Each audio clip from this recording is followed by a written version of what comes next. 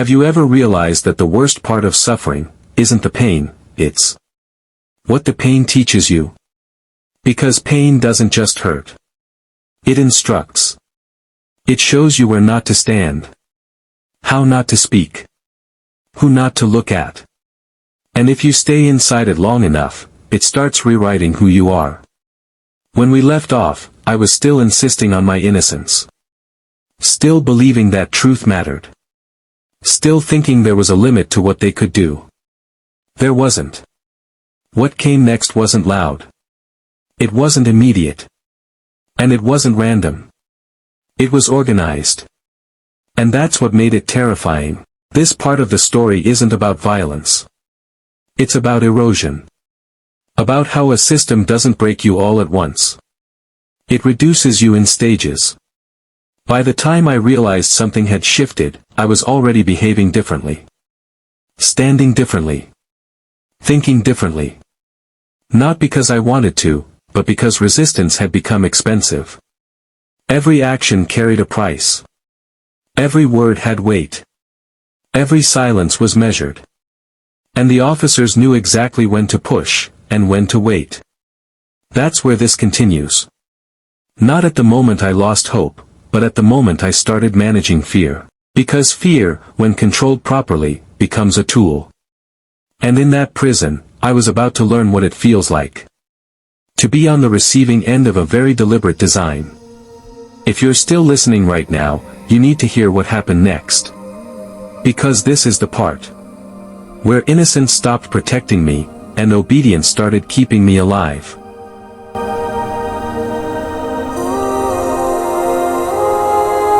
Sometimes the tray arrived early and was taken away before I could touch it.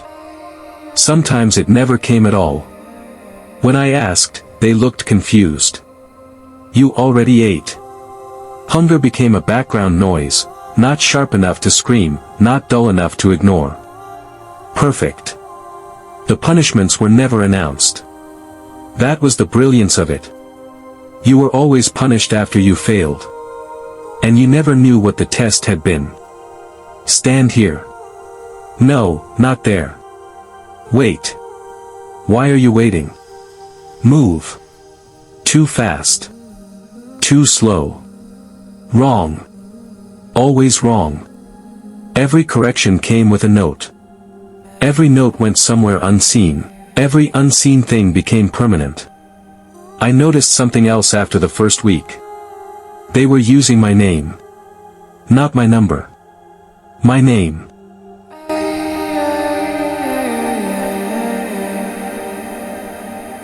In prison, names are dangerous. They make you visible. Every officer knew it. Not just the supervisors. Not just the ones with rank. Even the ones who barely looked old enough to shave. They said it casually. Too casually. Like repetition had stripped it of meaning. That's when I understood, this wasn't harassment. It was coordination.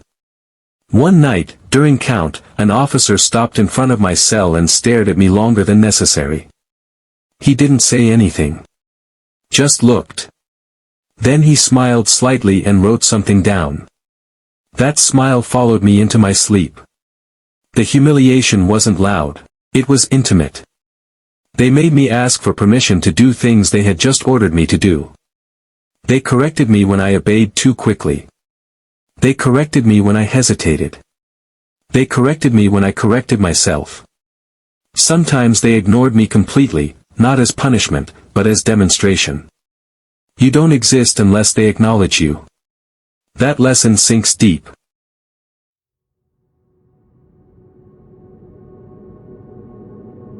The first time they stripped me of dignity publicly, it wasn't violent.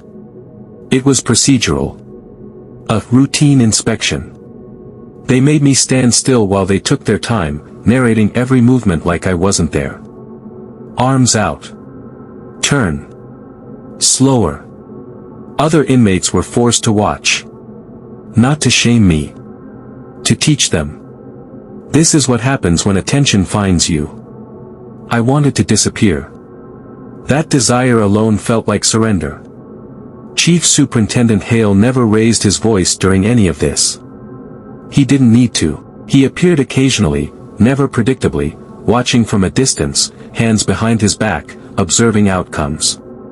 One day, after hours of pointless corrections and enforced stillness, my legs gave out. I fell. The silence that followed was immediate. Heavy. No one rushed. No one helped. Hale stepped forward slowly. "Get up," he said calmly. I tried.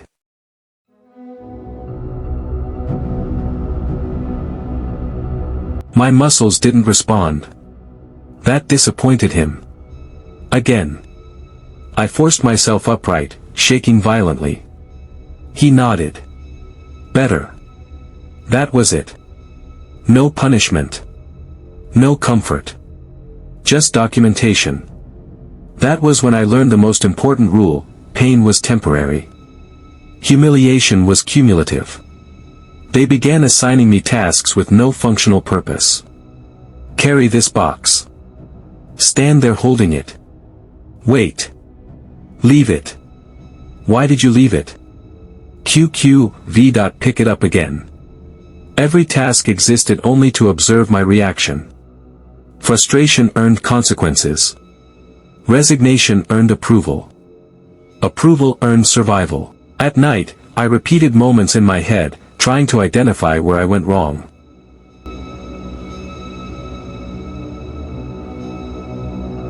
That was the trap. Because the answer was always the same. I existed. One evening, an officer leaned close while escorting me and whispered, "You're adjusting." His tone was almost proud. Another added later, "He's learning his place."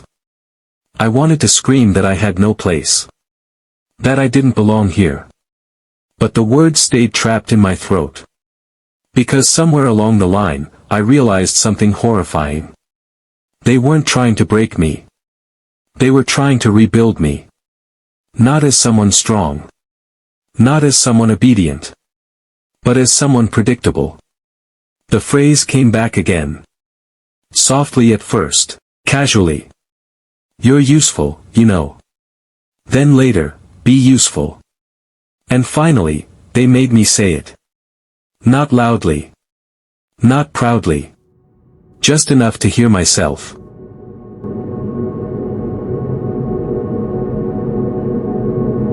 I feel useful again. The first time I said it, I felt sick. The second time, numb. The third time. It didn't feel like a lie anymore. That was the moment fear truly set in. Not fear of them. Fear of what was happening inside me. Because humiliation had stopped feeling like punishment. It had started feeling like structure. And structure, when you've been stripped of everything else, feels dangerously close to safety. That was when I understood the real design of the system. They didn't want my obedience. They wanted my gratitude. And I was terrifyingly close to giving it to them.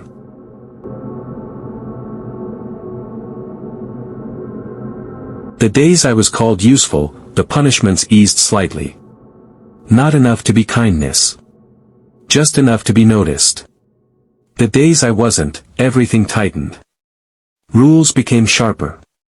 Voices colder. Time heavier. I began to anticipate the word. That realization terrified me more than any beating ever could. They didn't order me to change my behavior. They let my mind do the work. Chief Superintendent Hale introduced the phrase properly. He didn't rush it. He waited until I was exhausted, not physically, but mentally, after a day filled with corrections, silent judgments, and pointless tasks that drained meaning from movement itself. He stood across from me, hands folded behind his back, eyes calm. "Do you know why you're still here?" he asked. I nodded reflexively, then stopped myself. He smiled slightly. "You think it's because of your sentence," he continued. "But sentences are just paper." He stepped closer. "You're here because you serve a function." I didn't speak. Silence, by then, felt safer than truth.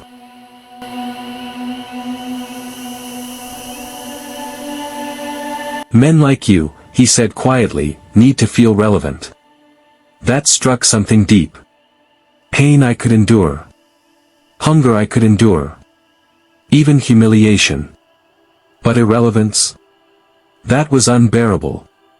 We give you structure, Hale continued. Structure gives you direction.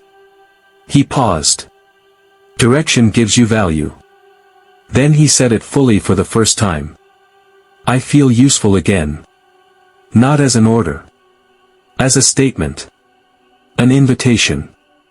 He watched my face carefully. Waiting. I didn't repeat it. Not then. That disappointed him, but not enough to punish. Disappointment, I would learn, was a lesson itself. They didn't force the phrase on me immediately. They let it mature. They paired it with relief. A longer sleep window. A meal that stayed on the tray. A task that ended when it was supposed to. Each small mercy came wrapped in the same message. Good. You were useful today. Soon, the phrase stopped feeling external. It started forming on my tongue before anyone asked. That was when they changed the rules. One night, after a long stretch of silence and waiting, an officer stopped me in the corridor. He looked tired. Almost bored. Say it. I didn't understand. Say what? He leaned in, voice low. You know. I shook my head. The next hour disappeared into correction.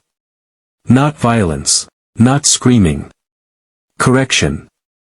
By the time I was returned to my cell, my thoughts felt scrambled, misaligned, like furniture rearranged in the dark. The next day, Hale returned.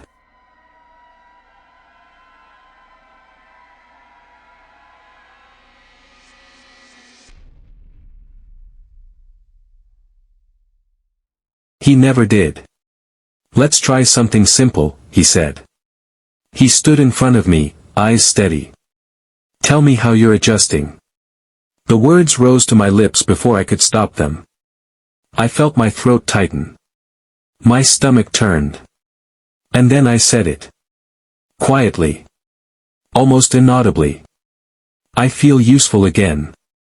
The room didn't react the way I expected. No applause. No approval. Just stillness. Hale nodded once. Satisfied. Good, he said. Now we can continue. That was the moment the phrase stopped being a sentence. It became a key. They used it to open doors. They used it to close mouths. They used it to rewrite moments of cruelty as necessity. Every time I repeated it, something inside me loosened.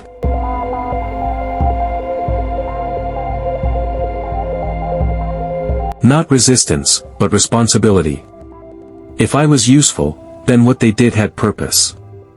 If it had purpose, then it wasn't meaningless. And if it wasn't meaningless, then maybe it was justified. That was the real horror. Not that they made me say the words. But that they made the words make sense. Soon, they didn't ask me to say it anymore. They waited for me to offer it. And when I did, they smiled. Not cruelly. Proudly. Because the phrase no longer belonged to them. It belonged to me. And once that happened, I understood the final truth of that place. They didn't need to watch me anymore. I was watching myself. Correcting myself. Measuring my worth by how little trouble I caused. By how efficiently I endured. By how well I fit into the shape they carved. The phrase still follows me. In quiet moments. In safe places.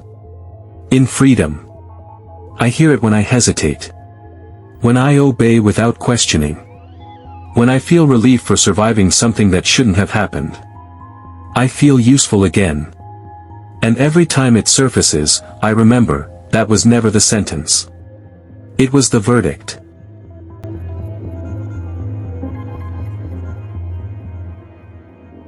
They didn't take me to a cell right away. That should have been my second warning. Instead, They led me down a corridor that smelled nothing like the rest of the prison. No sweat. No rust. No desperation. This hallway smelled clean, almost clinical. Like the place where something important happened quietly. The floor echoed with each step, not because it was loud, but because it was empty. No shouting. No doors slamming. No distant voices. Just silence, the kind that listens back. An officer stopped in front of a plain metal door with no window. No nameplate. No numbers. He knocked once, not to ask permission. To announce arrival. When the door opened, I expected someone large. Someone loud. Someone whose authority was visible. Instead, the man behind the desk looked ordinary. Chief Superintendent Hale. He wore his uniform neatly, almost lovingly.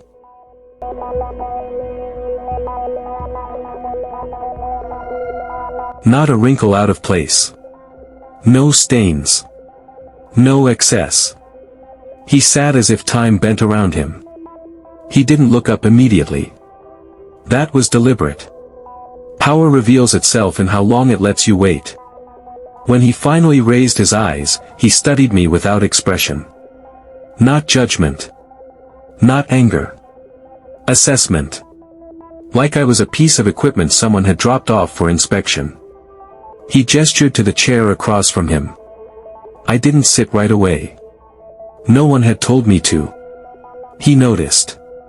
A faint smile touched his mouth. You can sit, he said calmly. You're allowed. Allowed. The words settled heavily in my chest. I sat. He folded his hands neatly on the desk and leaned forward just enough to close the distance without touching me. That was his style. He never crossed boundaries. He made you cross them for him. You don't look guilty, he said. The sentence struck me like relief at first. A sudden, irrational warmth spread through my chest. Finally, someone saw it. But relief is dangerous. Because it opens you up. Before I could respond, he tilted his head slightly. And that's interesting. The warmth drained instantly. He continued speaking like he was discussing weather, or paperwork, or an observation that required no emotion. Most guilty men try to look innocent. You don't try at all. He leaned back. That tells me two things. I waited. Waiting is another kind of submission. First, he said, you believe in fairness. Second, you haven't learned how prisons work. There was no accusation in his voice. Only certainty. He slid a thin folder across the desk. Not thick enough to be a life. But heavy enough to end one.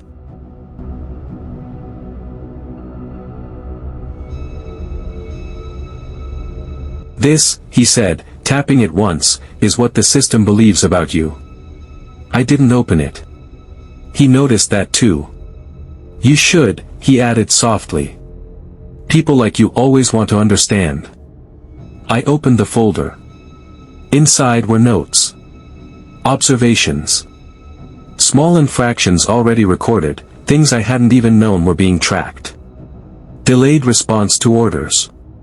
Maintains eye contact longer than necessary. Does not display appropriate fear. My throat tightened. He watched carefully. Not my reaction, my restraint. Fear, he said, as if reading my thoughts, is an important tool here. He stood then, slowly, deliberately, and walked around the desk. I didn't realize I had been holding my breath until he was standing behind me. He placed a hand on the back of the chair. Not on me. That mattered. We don't break men with force, he said quietly. Force is inefficient. He leaned closer. We break them with clarity.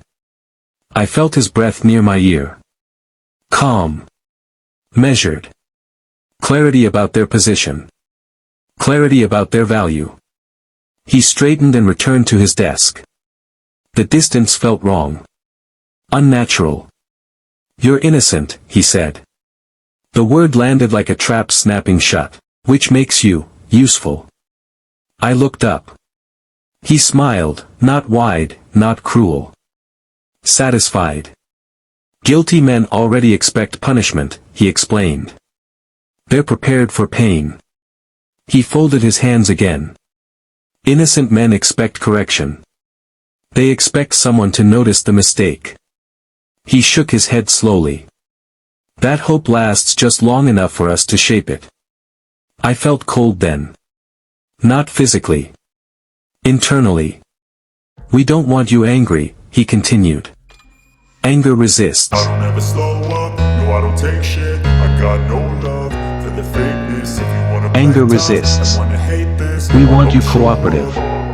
He stood again and walked to the door. No, I don't take shit. Your adjustment period will begin immediately. If you wanna play He tough paused with his and wanna hand on the hate handle. this, I'll always show If you up do and well, make a he added, statement. I don't you'll ever discover slow something up. important. No, I don't take shit. I He got looked at no me one love last time. for the fakeness. If you wanna Suffering play feels tough different and wanna when it hate has this, purpose. I'll always show up The and door make a opened. statement. Everything I do The is so officer instinctive, outside it's was waiting. passionate. Every word I move As so I was led descriptive, away, like an I adjective. realized got a something that vendetta made my against stomach people drop. who patented being He negative hadn't when you threatened should me. be getting after it. He hadn't raised his I got voice. facts over He tracks, hadn't this needed and that, to. spitting slow, spitting He had fast, already like a roast, decided I could who I gas, was think going to I'm become. okay at last, And I but had just don't met know the if man that who would can teach me erase how all to the past and the disappear pettiness. without ever A leaving my reflection body. of the emptiness, hilarious. You think you're worth my time, you're delirious, mysterious, because you hide behind a fake exterior, inferior. And if you You know think I'll the always story be a ends bit here, superior. Get you're off of wrong. me, this ain't no humble Some brag. I truths are want you to buried hear for a words, reason, you can and say some them horrors back. are I still want you to waiting to feel be free from the uncovered. chains that last, and to If this believe in what story you kept got, you it was watching, built to last. make sure Yeah. you subscribe and turn on notifications, because the next case, the next nightmare, is already waiting.